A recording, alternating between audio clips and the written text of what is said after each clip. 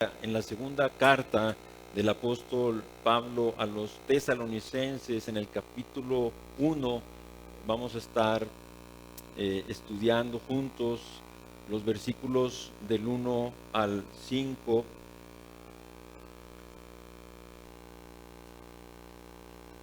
Y algo que tenemos que saber es que esta iglesia de Tesalónica fue una iglesia modelo en su tiempo y lo sigue siendo para hoy.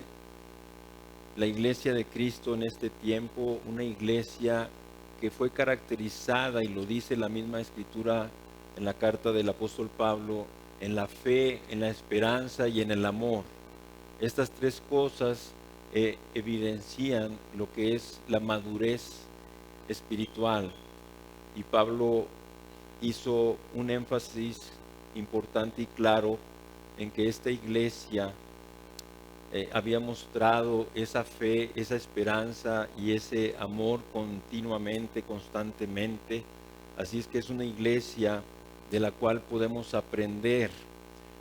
El apóstol Pablo también dice en su carta a los romanos que las cosas que se escribieron antes para nuestra enseñanza se escribieron, a fin de que por la paciencia y la consolación de las escrituras tengamos esperanza. Así que todas las cosas que están escritas en la palabra de Dios son para nuestra enseñanza, y Dios tiene hoy cosas muy preciosas, muy importantes que traer a nuestros corazones. Así es que vamos a leer del 1 al 5, y aquí Pablo nos dice: Pablo, Silvano y Timoteo, a la iglesia de los tesalonicenses, en Dios nuestro Padre y en el Señor Jesucristo, gracia y paz a vosotros de Dios nuestro Padre y del Señor Jesucristo. Debemos siempre dar gracias a Dios por vosotros, hermanos, como es digno, por cuanto vuestra fe va creciendo y el amor de todos y cada uno de vosotros abunda para con los demás, tanto que nosotros mismos nos gloriamos de vosotros en las iglesias de Dios por vuestra paciencia y fe en todas vuestras persecuciones, tribulaciones que soportáis. Esto es demostración del justo juicio de Dios, para que seáis tenidos por dignos del reino de Dios, por el cual asimismo padecéis. Pablo había oído de buenas noticias de estos hermanos de Tesalónica, que estos hermanos estaban creciendo en la fe y en el amor para con todos, para unos y para con otros y para con todos.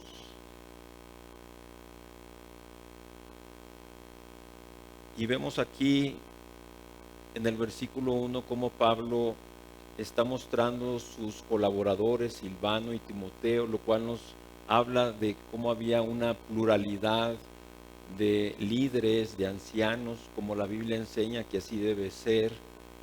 Y una iglesia fuerte es una iglesia que tiene líderes fuertes.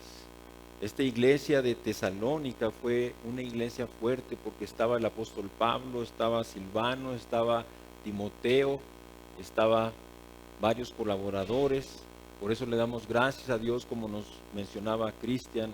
Gracias por el pastor Helman, por el pastor Carlos, por el pastor Abelardo, por Alejandro, por Jorge, por todos los pastores, Carlos Alberto, todos ellos que han venido, que estamos orando, que tenemos un cuidado, que estamos cerca del pastor Cristian, en amistad, en apoyo, en oración, para que esta iglesia de Cristo aquí en Durango sea una iglesia fuerte, una iglesia que esté creciendo en la fe y en el amor a través de las pruebas. Yo no sé si hoy alguna persona que está aquí en este momento se encuentra con dolor, con sufrimiento, con tristeza, con algún pesar, con alguna enfermedad, con alguna mala noticia, con alguna aflicción.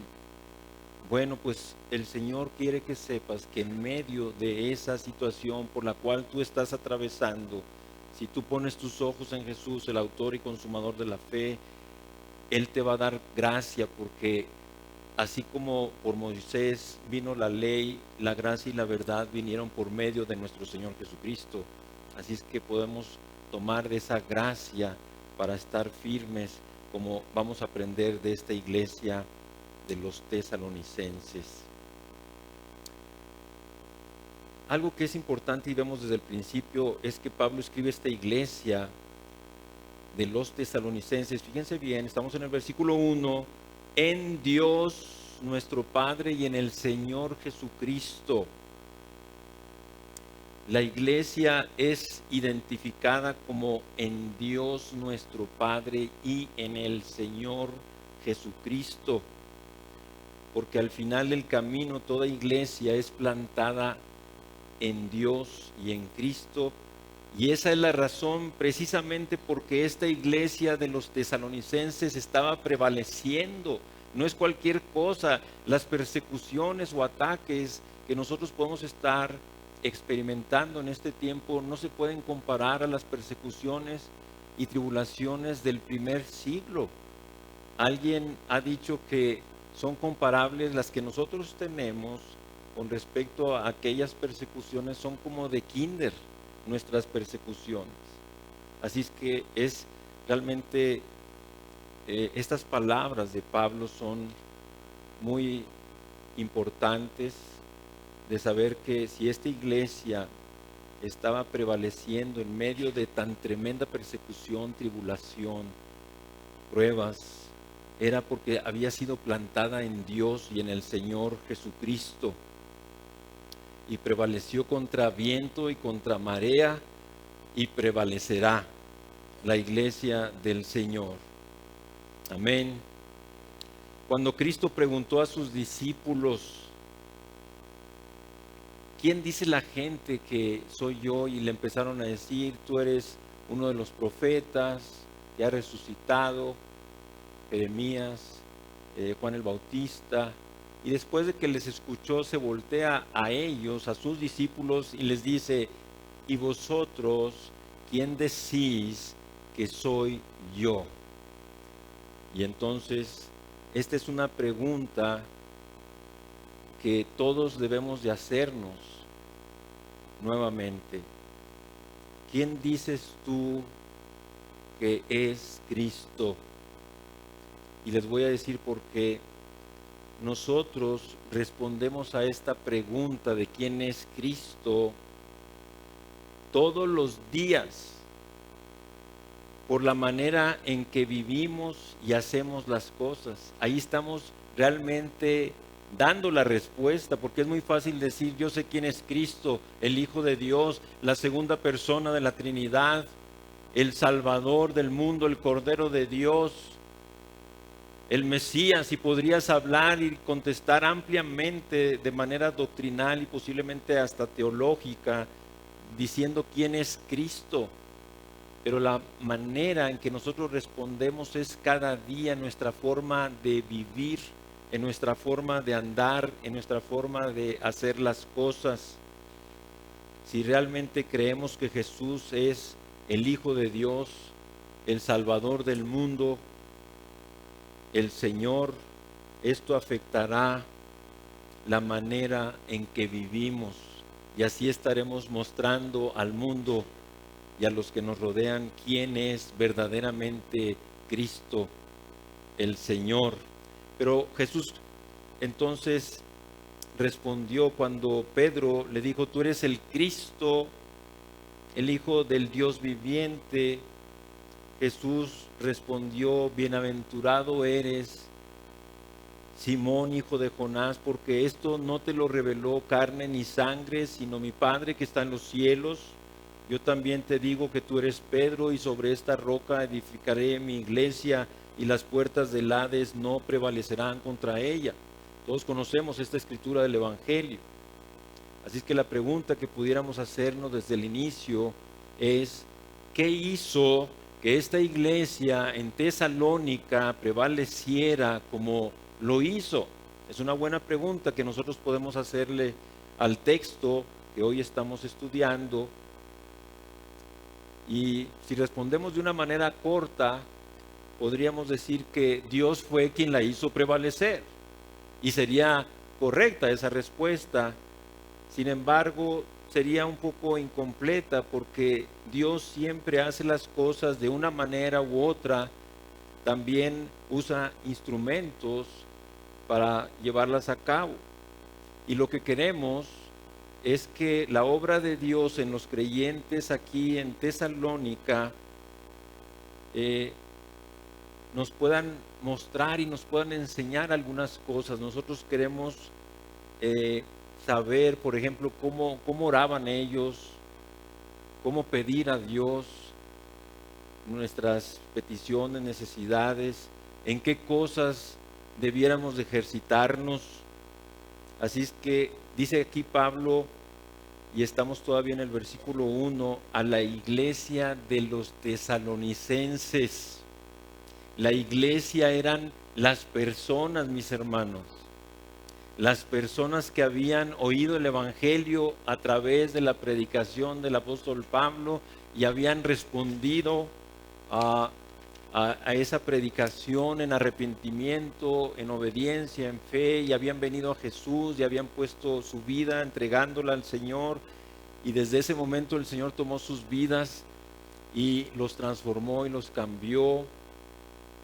Esas personas que habían aceptado a Jesús como su Señor y Salvador, sin personas comprometidas, la iglesia no puede crecer, no puede ser edificada. No hay iglesia incluso. Así es que gracias a Dios por cada uno de ustedes. Tengo la oportunidad de haber estado ayer también con ustedes en la sexta conferencia que impartió Cristian, que me fue de mucha bendición y aprendí mucho. Siempre seguimos aprendiendo acerca del matrimonio, no importa cuántos años tengamos de casados y qué bien nos esté yendo, como sea, siempre podemos aprender cosas nuevas, recordar otras cosas que ya sabemos, y gracias a Dios por esta reunión de ayer que tuve la oportunidad de estar, disfrutar, aprender. Así es que fíjense bien que la carta no está dirigida a un grupo de líderes en particular. Aquí el apóstol Pablo no dice a tal o cual hermano o líder o pastor de la iglesia de Tesalónica, sino la carta está dirigida a un grupo de personas, a todas las personas de la iglesia. Así es que aquí podría surgir una pregunta también, porque les acabo de decir que no hay iglesia sin cristianos comprometidos.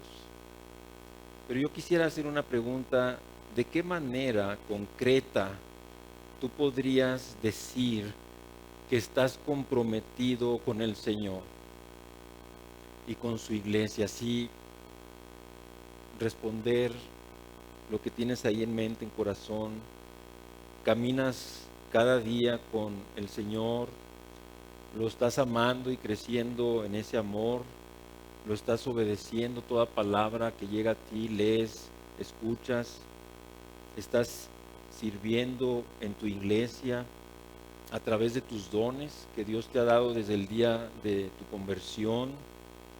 Tienes un buen testimonio cristiano en tu casa, en el trabajo, en la escuela, alrededor de la gente con la que te mueves, en tu matrimonio, en la familia, trabajando en la iglesia. ¿De qué manera tú podrías responder para decir que estás comprometido con Cristo y con tu iglesia? Es importante poder responder a esta pregunta. Así es que cada creyente era importante en esta iglesia, como lo es en esta iglesia y como lo debe ser en todas las iglesias cristianas. Cada creyente es importante. Cuando yo recibí esta enseñanza, mis hermanos, fui muy bendecido, porque estaba ahí sentado y oía y decía: oh, qué tremendo. Entonces cada uno de nosotros somos valiosos, somos importantes, todos nosotros formamos esa iglesia, todos nosotros con esos dones que nos dio el Señor podemos participar en su edificación, en su crecimiento. Así es que ve el valor que cada uno de ustedes tiene en la iglesia de Cristo, en la cual Él te puso por el Espíritu Santo.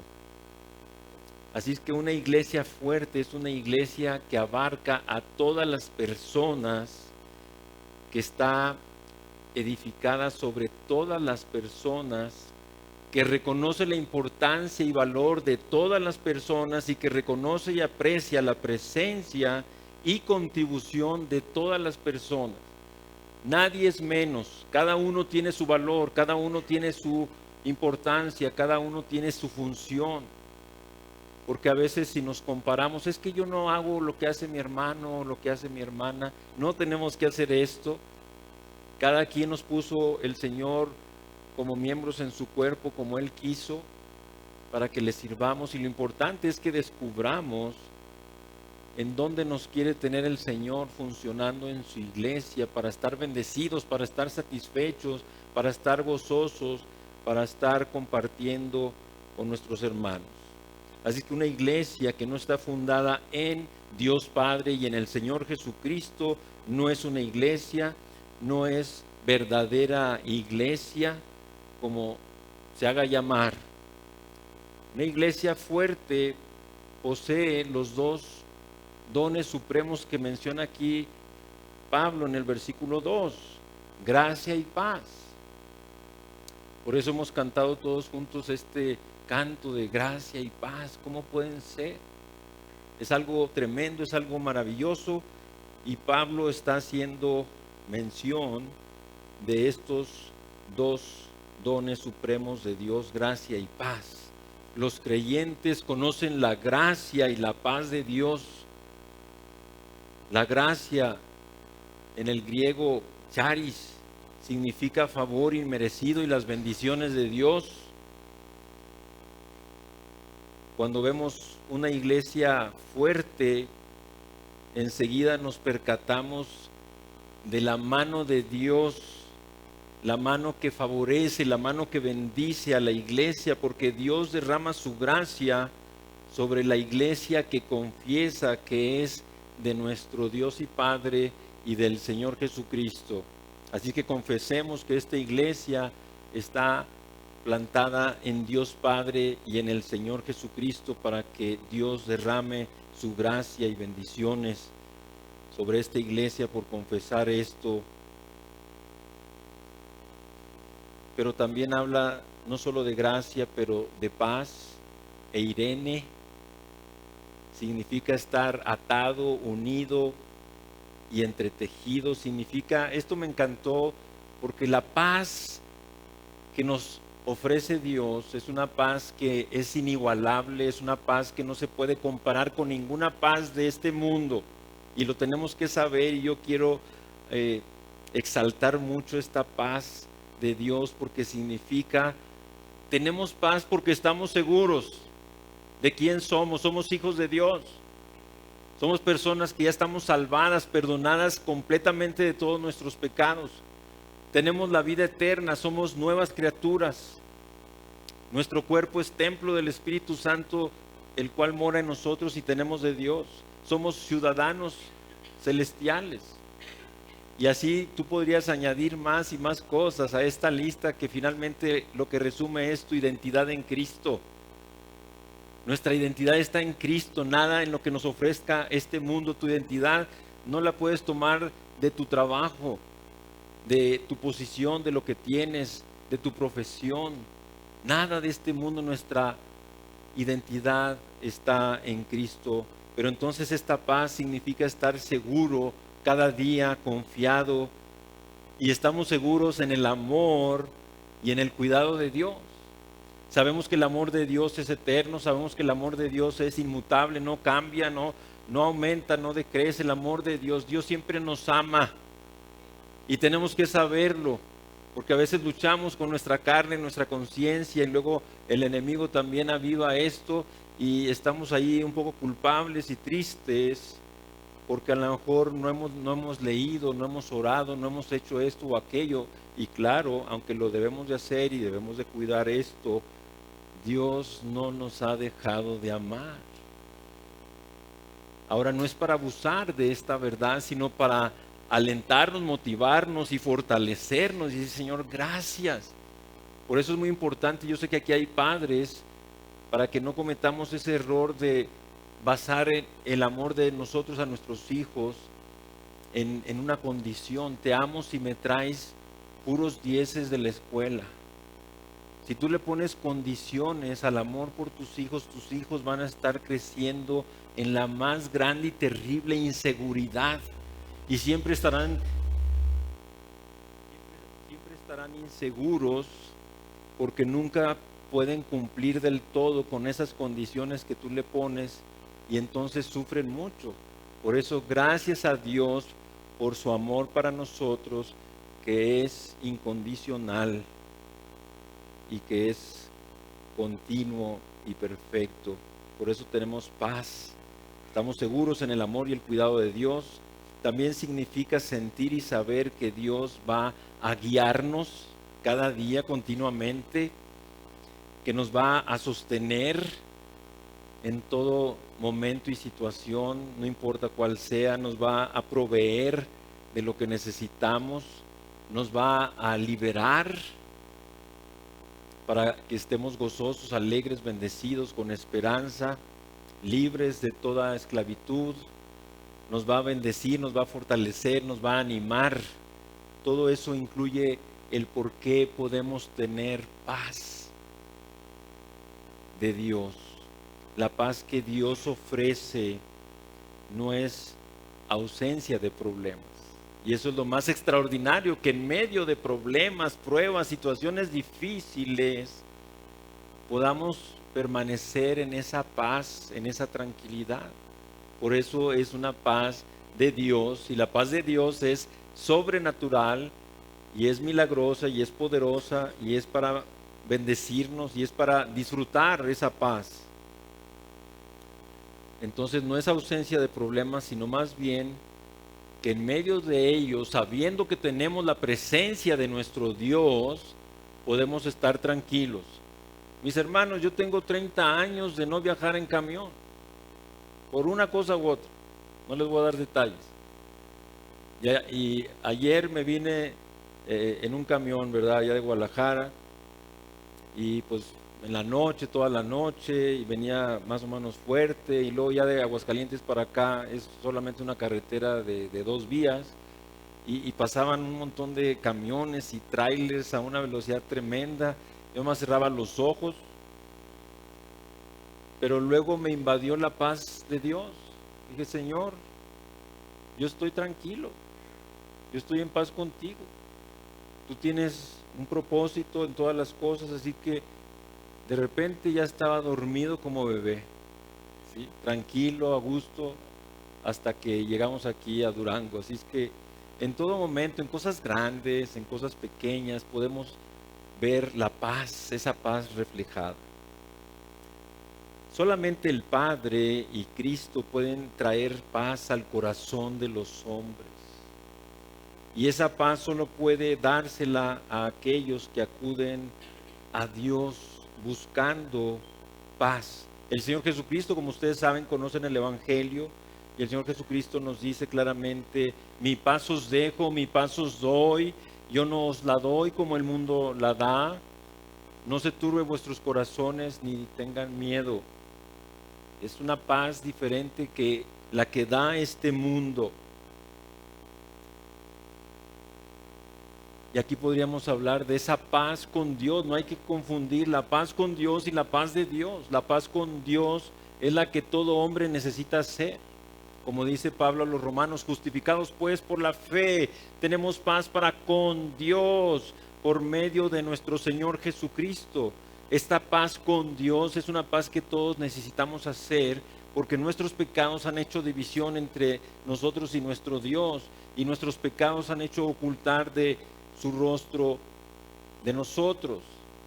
Entonces, gracias a Dios por Jesucristo, que en la cruz tomó nuestro lugar, cargó nuestros pecados y se ofreció a sí mismo como ese sacrificio expiatorio, completo y perfecto por nuestros pecados, y eso fue lo que trajo paz a nuestras vidas, porque Él cambió la ira que nosotros merecíamos por nuestros pecados de ese Dios santo y justo, y la puso en Cristo, y vino esa paz con Dios. Ahora estamos en amistad, estamos reconciliados, tenemos comunión con Dios. Es algo importante, algo que les digo a los creyentes allá en la iglesia que pocas veces se oye hablar de, oye, he tenido una comunión con el Señor tremenda.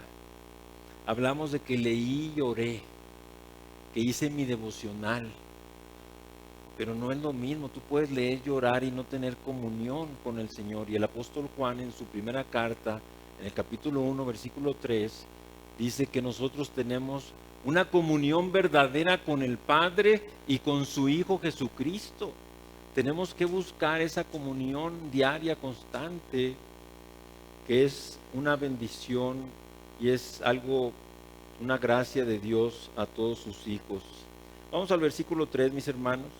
Aquí encontramos algo tremendo porque el apóstol Pablo sigue diciendo, y fíjense cómo empieza este versículo 3, debemos siempre dar gracias a Dios por vosotros, hermanos, como es digno, por cuanto vuestra fe va creciendo y el amor de todos y cada uno de vosotros abunda para con los demás.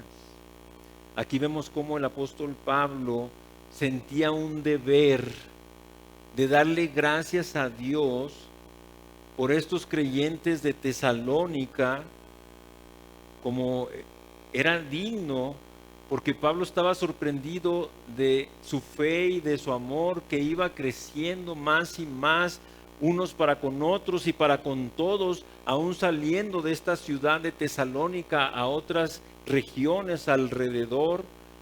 Más adelante tú puedes leer cuando Pablo dice que todo lo habían llenado del evangelio y que ya no tenía necesidad de hablar nada. Imagínate cuál era su labor tan tremenda. Y eran creyentes, por así decirlo, nuevos. No tenían muchos años. El apóstol Pablo solamente había estado unos meses ahí en Tesalónica. Luego tuvo que salir huyendo por una persecución. Y estos creyentes abrazaron el evangelio y empezaron a vivir conforme a la vida que produce el evangelio, que es una vida nueva, una vida de victoria, una vida de verdad, una vida de obediencia, una vida en la que tienes el deseo de adorar a Dios, tienes el deseo de obedecer y anhelos espirituales. Entonces, aquí Pablo está agradeciendo por un crecimiento realmente grande, impactante. Esta iglesia estaba llevando la fe de Cristo y el amor aún fuera de ellos. Y eso es también importante para nosotros, hermanos, porque aquí estamos muy a gusto. Y Durango es chico. ¿Sí? Yo no soy de Durango, no soy de Aguascalientes, no soy de Guadalajara, soy de Monterrey. Y hace 40 años el Señor me llamó por su gracia, la salvación, y Él me salvó, yo me convertí, le entregué mi vida.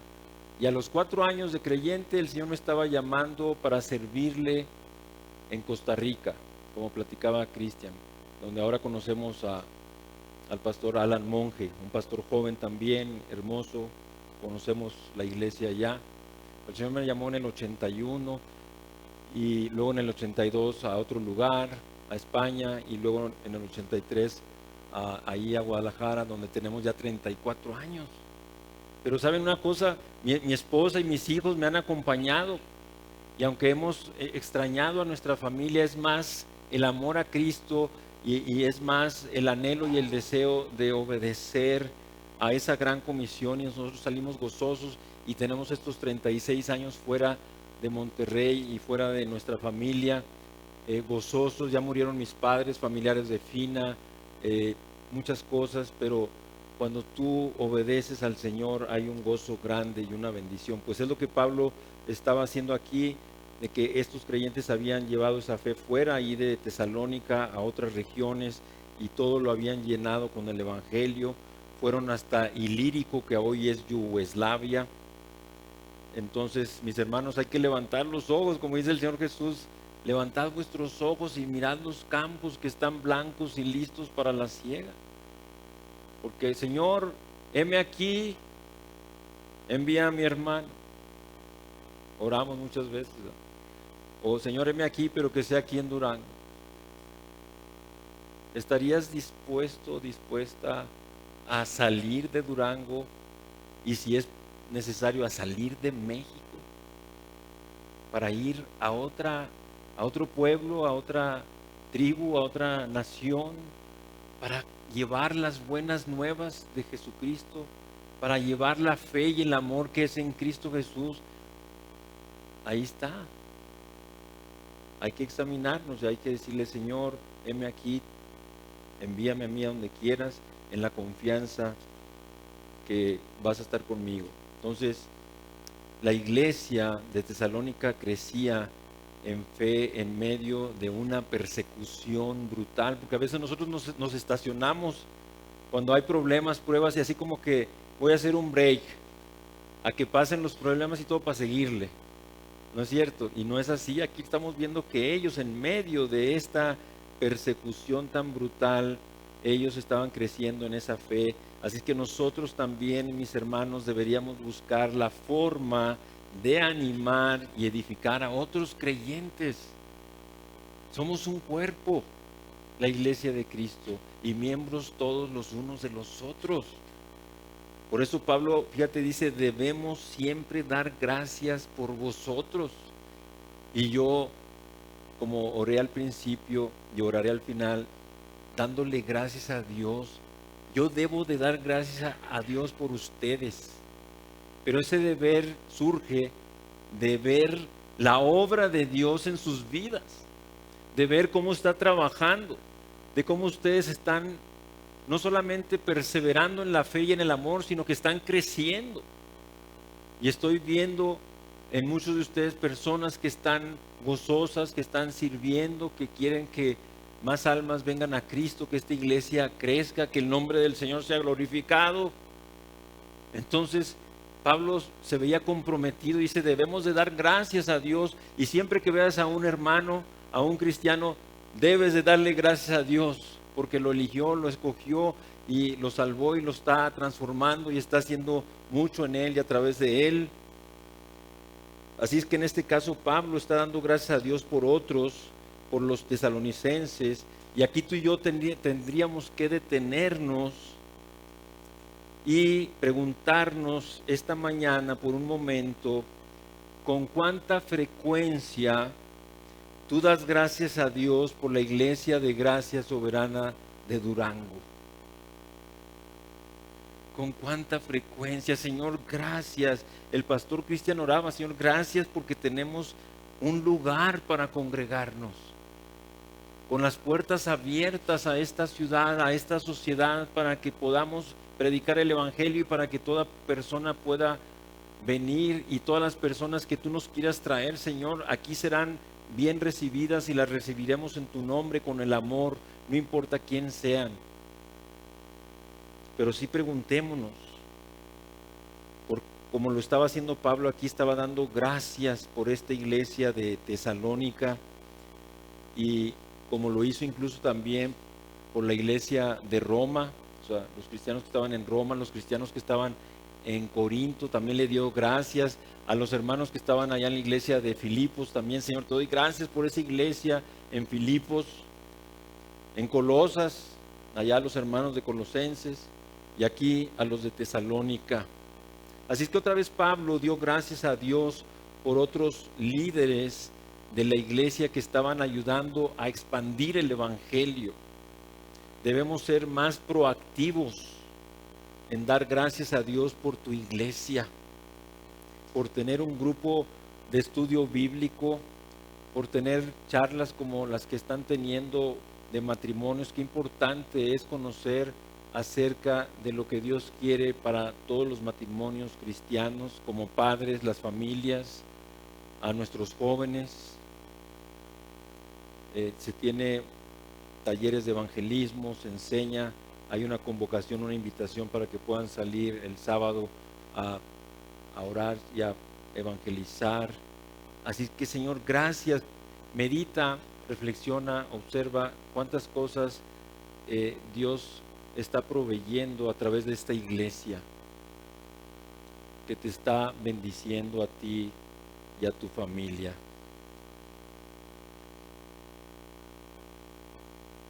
es más común que nosotros demos gracias por nuestras cosas personales y menos frecuente el sentirnos agradecidos con nuestro Dios por cosas que Dios está haciendo en mi hermano o en mi hermana o a través de ellos. Señor, gracias en verdad por mis hermanos, lo que has hecho en ellos, lo que estás haciendo a través de ellos en otros. Gracias, Señor. Ahora, ¿qué significa tener una fe que crece? Porque lo dice aquí en el versículo 3, dice, ¿cómo? Dice, debemos siempre dar gracias a Dios por vosotros, hermanos, como es digno, por cuanto vuestra fe va creciendo. Quiero detenerme ahí y preguntar, ¿qué significa tener una fe que crece? Fe en Cristo significa que la persona cree en el Señor Jesucristo, que confía en que Cristo se ocupará de tu vida. Él prometió estar contigo todos los días hasta el fin del mundo. Y es verdad. No temas porque yo estoy contigo. No te dejaré ni te desampararé. ¿Cuántas promesas tenemos? Tenemos 366 promesas de la presencia de Dios con nosotros. El Señor quiso proteger o tomar en cuenta aún el año bisiesto, porque hay 366, y si no me crees, búscalas, explóralas, ahí están, donde nos dice, no temas porque yo estoy contigo. Tenemos la presencia del Señor permanentemente, no te dejaré ni te desampararé, porque el Señor es mi ayudador, podemos decir, cada día, continuamente, en todo momento. Así es que Cristo se ocupará de nuestras vidas. Si hablamos de mi pasado o del pasado de cada quien, estamos hablando de que Cristo ya se ocupó de mis pecados y transgresiones. Si yo miro al pasado, el cual fue entregado por nuestras transgresiones y resucitado para nuestra justificación, Romanos 4:25, de nuestra vida actual, proveyendo protección, liberación, dirección, que son necesarias para nuestra vida. El Señor Jesucristo se está ocupando, o sea, la salvación de Cristo es tan grande que la tenemos que ver en 3 tiempos. En el pasado, Cristo nos salva de la culpa y condenación del pecado. En el presente nos salva del poder del pecado para que ya no lo practiquemos, para que ya no seamos esclavos, pero también en el presente nos está salvando, dándonos provisión, protección, dirección necesarias para el día a día. Y de tu vida futura tenemos la fe y la esperanza que seremos libertados, ¿sí?, de la muerte y el juicio, y recibiremos el regalo de la vida eterna. Amén. Es como dice Pablo, es Cristo en vosotros, la esperanza de gloria. Nosotros tenemos una esperanza que es cierta, que es verdadera, que es completa, que es eterna, porque la esperanza que ofrece este mundo ni es cierta, ni es completa, ni es permanente, y menos eterna. Así es que gracias a Dios por esa esperanza que es en Cristo Jesús. La fe, fíjense bien, cuando estamos hablando de la fe que Dios nos da, nos mueve a la acción. La fe es un verbo, la fe es actuar. Si creo, actúo, y aún tomando riesgos inclusive. Y podemos ver el contraste de la falta de fe, nos paraliza. Cuando tú no tienes la fe suficiente, hay cosas que nos pueden atemorizar. Yo les tengo que confesar que a mí me da miedo los elevadores. Y allá en Guadalajara el Señor nos abrió la puerta en el centro médico y tiene 13 pisos.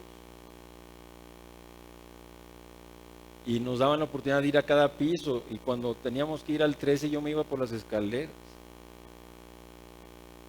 O bien si entraba al ascensor, Señor, pues en tus manos me encomiendo.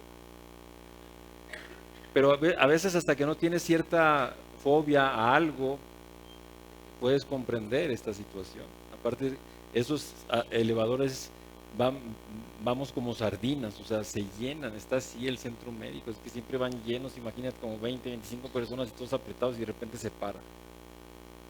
y ahí te quedas no sé cuánto tiempo hasta que vienen a sacarlos. Entonces, sufro de claustrofobia, pero poniendo mi fe en el Señor no me limité. O sea, tú te puedes detener. Es que esto no, esto aquello, de a lo mejor no hubiera venido, le pensé un poco para venir en camión. Y el avión salió bien caro. Y en coche pues ya estoy viejo, así que ¿cómo le hago? Y quiero venir, pues confía en el Señor. Entonces la fe nos lleva a quietud, la fe nos permite ver lo que el temor no permite. Y por tanto la fe nos permite ver lo que otros no ven. La fe nos hace entrar en otra dimensión, mis hermanos.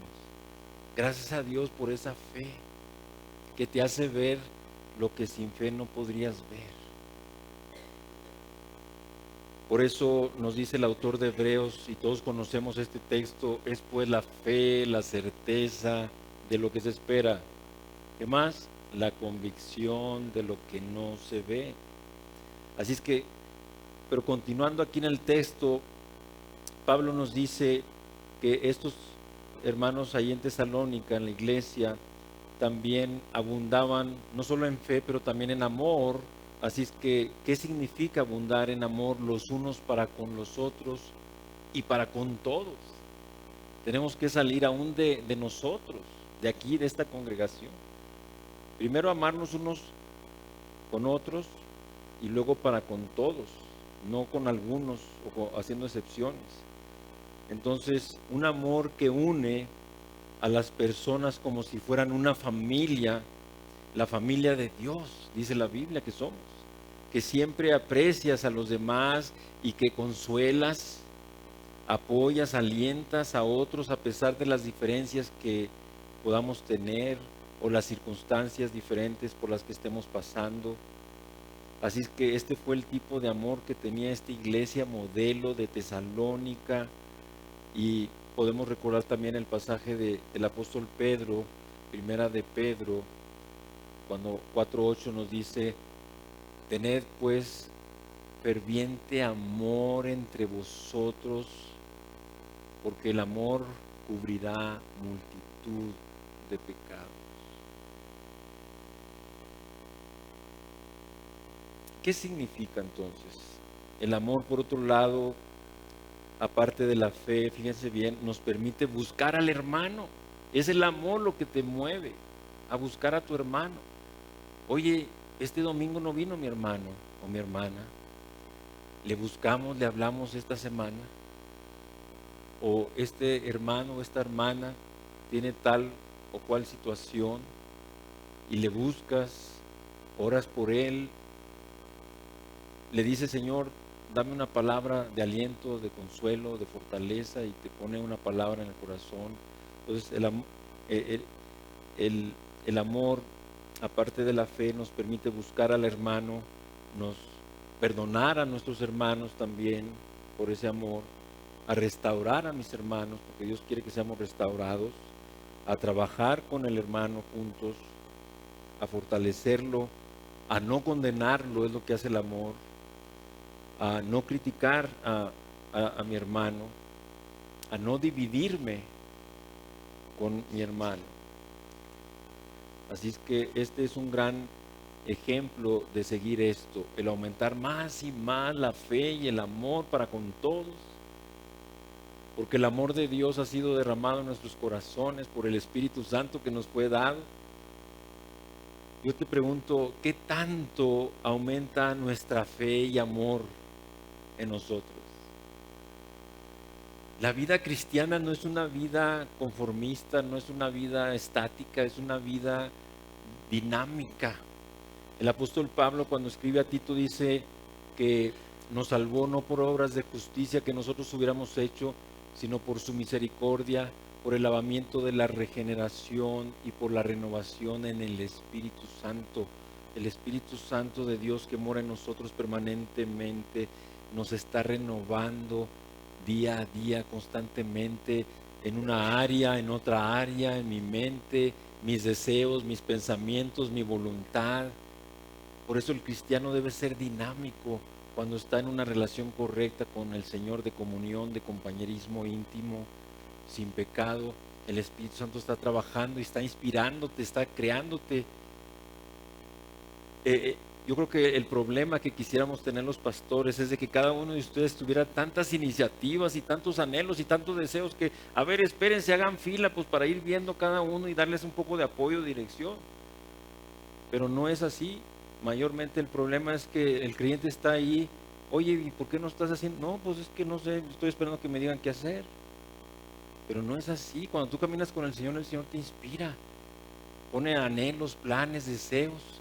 Claro, los compartes con el pastor y tal, pero tú ya llevas algo para proponerle, pastor, ¿qué le parece si hacemos esto o aquello? Mire que tengo un cargo, tengo una necesidad, he estado orando ya tanto tiempo.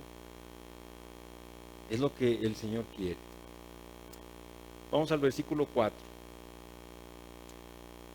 Dice, tanto que nosotros mismos nos gloriamos de vosotros en las iglesias de Dios por vuestra paciencia y fe en todas vuestras persecuciones y tribulaciones que soportáis. Así es que eh, lo que vimos ahorita, la presencia de estas dos cualidades de la fe y el amor que Pablo está mencionando en el versículo 3, que son esenciales para entender ahora el versículo 4. Si el Dios de la salud no sigue siendo el mismo Dios en la enfermedad, lo que teníamos por Dios era una póliza de seguro médico. La única manera de crecer en fe en medio de la aflicción es manteniendo los ojos puestos en Jesús, el autor y consumador de la fe.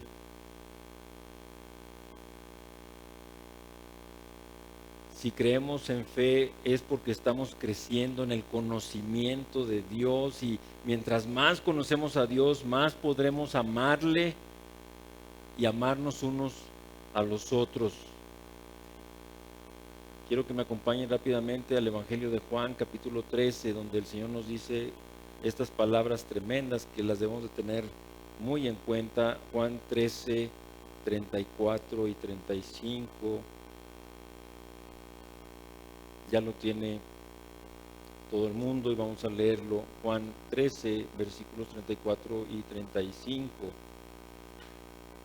Aquí está hablando Jesús y nos dice, un mandamiento nuevo os doy, que os améis unos a otros como yo os he amado, que también os améis unos a otros. En esto conocerán todos que sois mis discípulos, si tuviereis amor los unos con los otros. El amor es muy significativo. El mundo, a quien ama a Jesús y lo quiere salvar, conocerán que tú y yo somos discípulos de Cristo por el amor que nos tenemos unos a los otros. Es el sello, es la marca de los discípulos de Cristo, el verdadero amor entre nosotros. Si nosotros no nos podemos amar a nosotros mismos, ¿qué esperanza hay para que la gente que esté allá afuera y está sin Cristo puedan amarse? Ninguna, mis hermanos.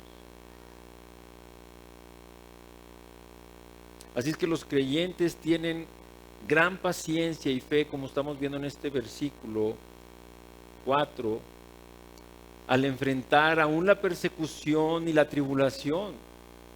Ahí es la oportunidad donde Dios quiere que nos ejercitemos esa gracia y ese carácter cristiano, como los creyentes de Tesalónica. Ellos ya tenían gran paciencia y fe al enfrentar la persecución. Así es que la clave para sobrevivir a la persecución y a las pruebas son perseverancia y fe.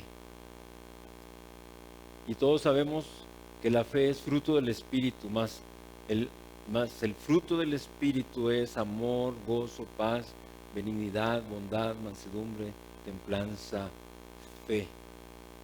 Aunque también sabemos que la fe viene por el oír y el oír por la palabra de Dios. Tribulaciones, dice aquí Pablo en este versículo 4, en todas, tienen vuestra fe y paciencia en todas vuestras tribulaciones que soportáis. Tribulaciones se refiere a cualquier tipo de prueba o de problema. Los creyentes de Tesalónica estaban perseverando y sujetándose a su fe por medio de todas las pruebas de la vida. Tentaciones que tenemos todos los días, presiones sociales, enfermedad, accidentes, pérdida de trabajo, la muerte de un ser querido.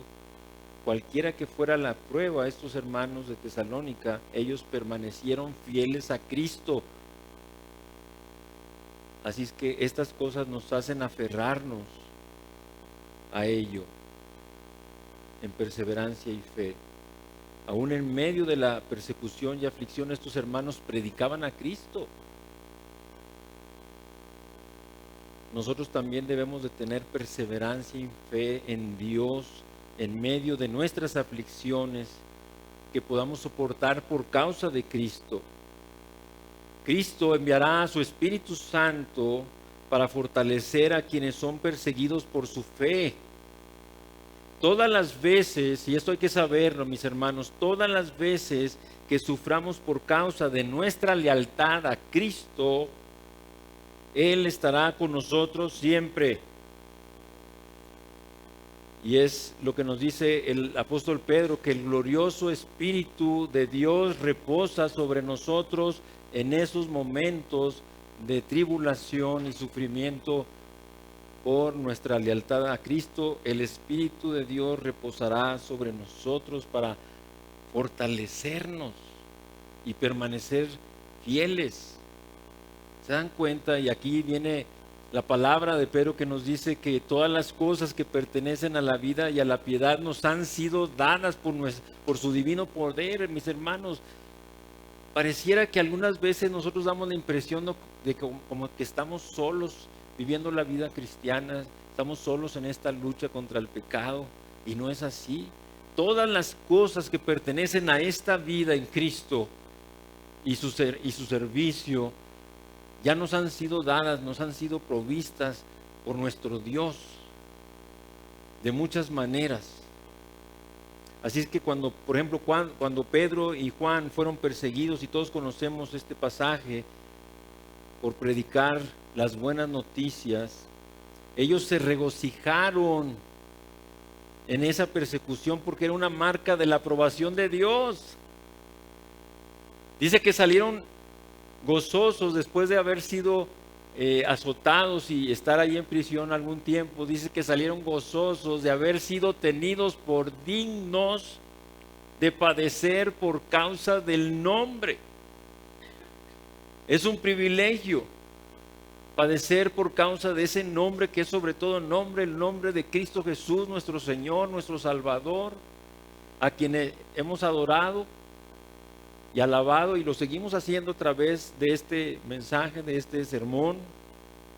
Lo seguimos adorando al oír esto, porque siempre está la benéfica mano de Dios. Aquí te voy a decir algo bien hermoso y bien importante, mi hermano,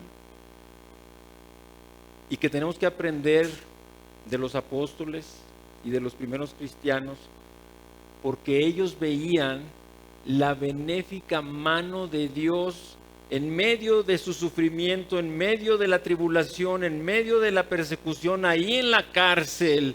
Ellos no se veían a sí mismos y no veían su dolor y no veían la cárcel oscura y apestosa y fría. Ellos veían la mano benéfica de Dios. Ellos estaban esperando cómo Dios en su fidelidad iba a intervenir, iba a mostrar ahí con su poder un milagro, una salida, una provisión, como sucedió. Que envió el Señor un ángel y sacó a Pedro y a Juan de la cárcel, y se encontraron ya predicando ahí en el atrio del templo. Entonces esto me pareció a mí en lo personal una enseñanza que me alentó muchísimo, porque todos tenemos la tendencia, cuando estamos pasando por pruebas, tribulaciones, sufrimientos y todo tipo de estas experiencias, tenemos la tendencia a vernos a nosotros mismos y enfocarnos mucho en el dolor, en el sufrimiento, en la soledad, en lo que estoy viviendo y no en la intervención de Dios. En cómo va Dios a intervenir y a proveer y a proteger y a liberarte. Y eso es una bendición. Así es que fíjense bien, no procuren sufrir, pero tampoco no intenten evitarlo. Mantente haciendo lo que es correcto, sin importar el sufrimiento que pueda traer consigo. Y luego escuchamos las palabras de Pablo que nos dice que cuando nos dice que él estaba seguro, pues tengo por cierto que las aflicciones, pruebas, tribulaciones, sufrimientos del tiempo presente no pueden compararse con la gloria venidera que nosotros ha de manifestarse. Algo que también cometemos un error en esto es que perdemos esa perspectiva eterna. Estamos aquí en la vida y dejo de ver esa perspectiva eterna, esa esperanza de gloria, ese consuelo eterno que un día estaré cara a cara con el Señor, que recibiré el ser glorificado y estar ahí con Cristo. No hay comparación, mis hermanos, y el pensar en esto que es verdad te fortalece y te bendice. Finalmente vamos al versículo 5 y aquí Pablo dice: esto es demostración del justo juicio de Dios, para que seáis tenidos por dignos del reino de Dios, por el cual asimismo padecéis.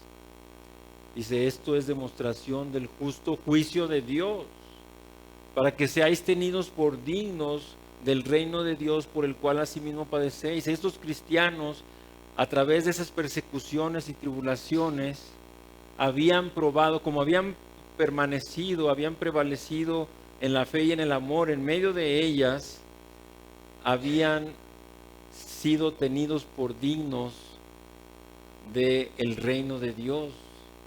Mis hermanos, nosotros como cristianos, como hijos de Dios, tenemos que mostrar el carácter que tenemos. ¿Y cómo se muestra este carácter? En medio del problema, del sufrimiento, de la injusticia, de la persecución. Ahí es donde va a salir nuestro carácter cristiano, la vida de Cristo en nosotros, la vida sobrenatural. Y eso probará que somos dignos del reino de Dios. Porque no puede ser que un cristiano, ¿verdad?, esté rechazando y esté derrotado y no quiera participar ni hacer nada y no quiere sufrir. Yo aquí, mejor aquí me quedo sentado, no me muevo, no quiero sufrir, no quiero que me pase nada, no quiero que me persigan. Eso no estará mostrando ese carácter y esa dignidad que lo pueda hacer digno del reino de Dios. Así es que eso quiere decir que la aflicción de los creyentes es parte del juicio de Dios, y Dios está en completo control de todas las cosas, porque nuestro Dios es soberano y Él está en control de todo. Yo cuando comprendí un poquito, no te puedo decir que mucho, pero cuando comprendí y acepté y creí la soberanía de Dios, mi vida cambió y empecé a estar en paz, tranquilo, bendecido, seguro. Abandonarme a la soberanía de Dios, sabiendo que Dios está en control y que va a pasar lo que Dios quiere que pase y no va a pasar lo que Dios no quiere que pase. Así es que no te afanes, no te preocupes, no te esfuerces, porque no vas a cambiar nada de lo que está decretado de parte de Dios, de lo que Él ya tiene planeado. Y es hermoso vivir bajo el abrigo, bajo la sombra de la soberanía de nuestro Dios. Así es que dice aquí Pablo en el versículo 5 que es evidencia del justo juicio de Dios. Los fuegos de la persecución y la tribulación eran como fuego purificador del purificador, con mayúscula.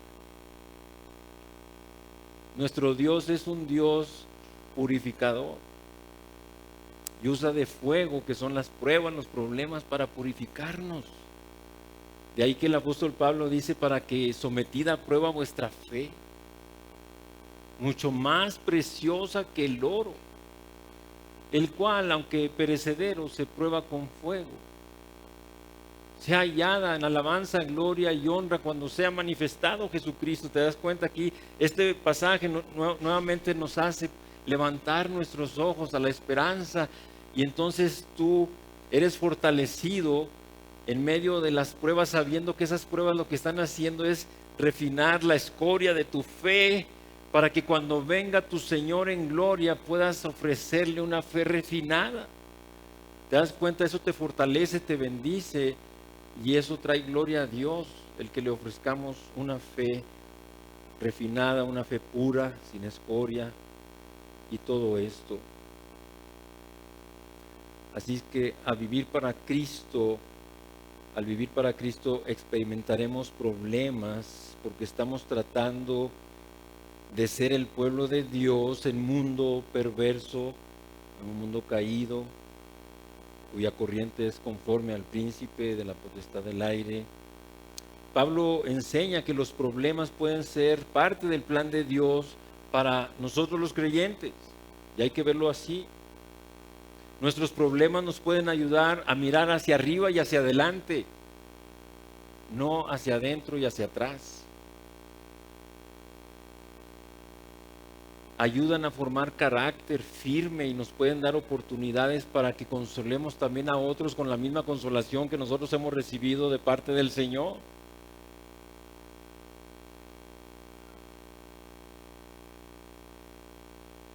Así es que tus problemas muy bien podrían ser un indicador de que estás tomando una postura por Cristo. No es posible tomar una postura firme por Cristo y que no venga persecución, que no venga alguna tribulación, que no venga alguna situación. No es posible, porque estamos en un mundo que está afectado por el pecado.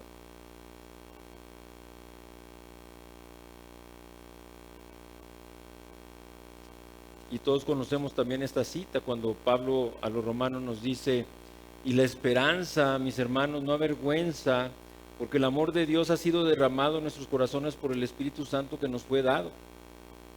Pero si nos vamos 2 versículos antes, dice: y no solo esto, sino que también nos gloriamos en las tribulaciones, sabiendo que las tribulaciones producen paciencia, y la paciencia prueba, y la prueba carácter aprobado, perseverancia. Entonces producen las pruebas, las tribulaciones, Dios las usa porque producen muchas cosas que son buenas, benéficas para nosotros, para nuestro crecimiento, para nuestro fortalecimiento. Así es que por eso el Señor nos exhorta en el Evangelio, dice: velad pues, porque no sabéis cuándo vendrá el Señor, para que cuando venga de repente no os halle durmiendo. Tenemos la esperanza, como dice Juan, de la venida del Señor. Todo aquel que tiene esta esperanza que el Señor viene, se purifica a sí mismo como Él también es puro.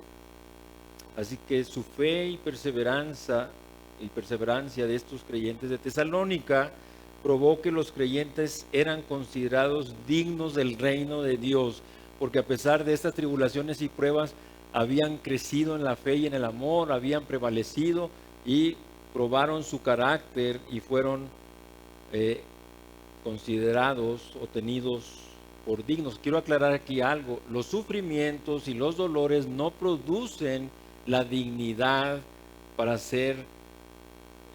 para entrar en el reino de Dios. No estamos diciendo eso. Es importante aclarar. Pero esos sufrimientos, tribulaciones, producen el que seamos tomados en cuenta como dignos, porque ya probamos que tenemos una vida nueva en Cristo, un carácter sobrenatural, tenemos la presencia del Espíritu, que quede claro. Y para llegar al final,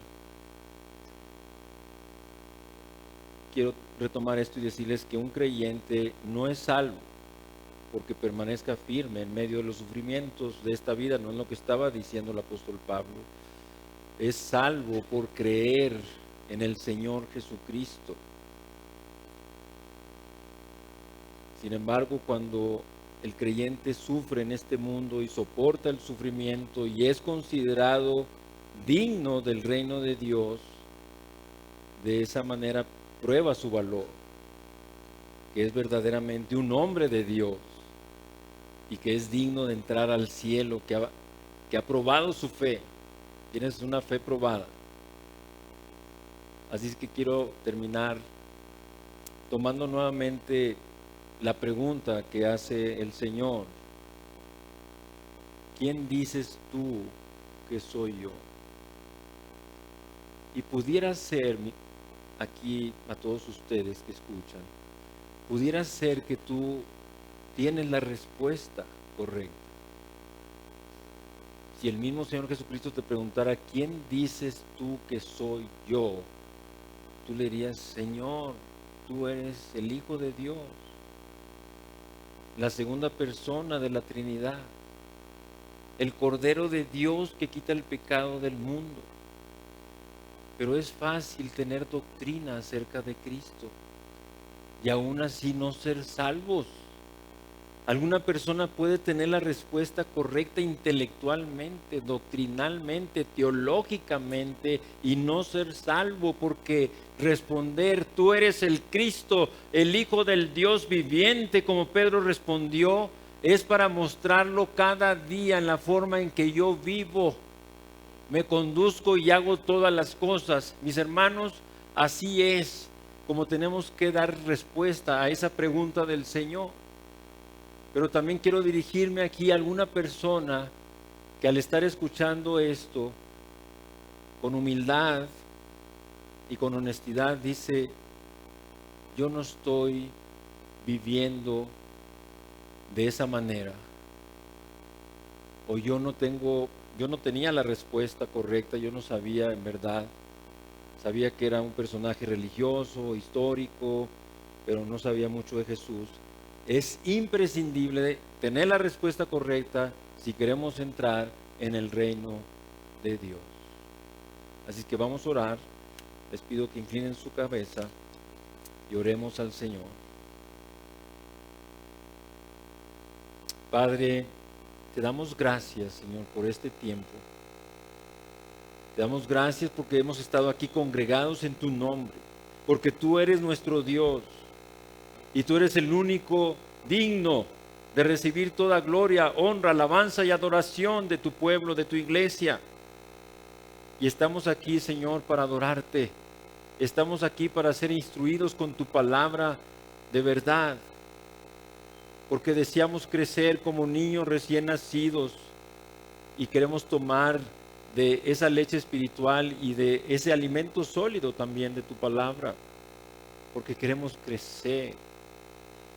Señor, queremos tomar esta palabra hoy, esta enseñanza de nuestros hermanos cristianos de la iglesia de Tesalónica de hace 2000 años, que nos dejan tanta enseñanza y nos alientan y nos motivan con sus vidas, de que ellos no solamente conocieron y creyeron a la doctrina del Evangelio que Pablo les predicó,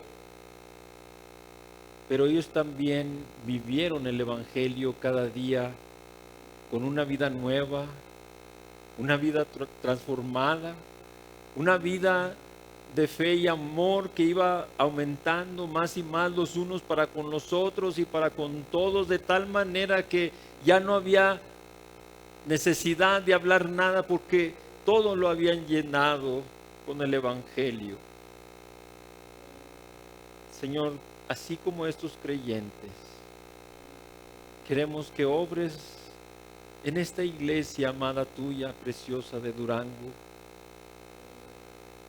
para que digamos como Pablo, debemos de dar gracias por cómo tú estás obrando en cada hermano aquí, haciéndolo aumentar en su fe y en su amor más y más, los unos para con nosotros, pero también para con todos en esta ciudad de Durango y luego fuera de Durango, Señor. Te damos gracias porque has renovado y fortalecido nuestra esperanza de gloria en Cristo. Porque a través de esta palabra has levantado nuestros ojos y nos has dado fortaleza al saber que las pruebas y tribulaciones y situaciones difíciles que tú permites a nuestra vida producen muchas cosas buenas en nosotros que tú quieres y anhelas darnos. Y no hay otra manera de hacerlo. Queremos, Señor, que nuestra fe, que ni siquiera es nuestra porque es don tuyo y la hemos recibido de ti, sea purificada de toda escoria, de toda malicia y de toda suciedad, con la esperanza de presentártela en aquel día de tu venida, y sea para gloria y alabanza y honra de tu santo nombre. Te doy gracias también, Señor, por a todos aquellos hermanos que han respondido correctamente a tu pregunta de quién dices que soy yo, y que tú sabes, Señor, que tienen la respuesta correcta, pero también la vida en el día a día que les hace vivir y hacer todo como personas que tienen a ese Cristo, el Hijo del Dios viviente en sus corazones. Que los bendigas y los fortalezcas con esta palabra para seguir así mostrando que Cristo es el Señor, que Cristo es el Salvador, pero con sus vidas viviendo agradable a ti y correctamente. Y si hay aquí también alguna persona, Señor, que tú la sabes, tú la conoces, tú la trajiste, tú miras su corazón, que no tenía la respuesta de quién eres, que hoy, Señor, abra su corazón y que hoy a través de tu Espíritu lleves esta palabra para que crea que Jesús es el Hijo de Dios, el Salvador del mundo, que no hay otro nombre bajo el cielo dado a los hombres en el que podamos ser salvos. Y le des la fe para creer y muevas su voluntad para venir a Cristo hoy, a entregarle su vida en arrepentimiento, en fe. Señor Jesús, aquí estoy, te entrego mi vida, acéptame.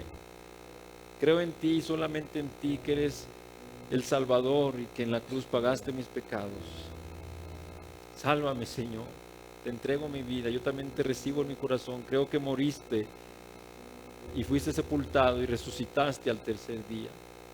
Y quiero que vivas en mí a partir de este día y me hagas una nueva persona, una nueva creación, y empiece a caminar contigo cada día con la esperanza de que tú vienes. Gracias, Señor, por este tiempo. Bendice grandemente esta iglesia amada tuya con muchas bendiciones. En el nombre de Cristo Jesús. Amén y amén.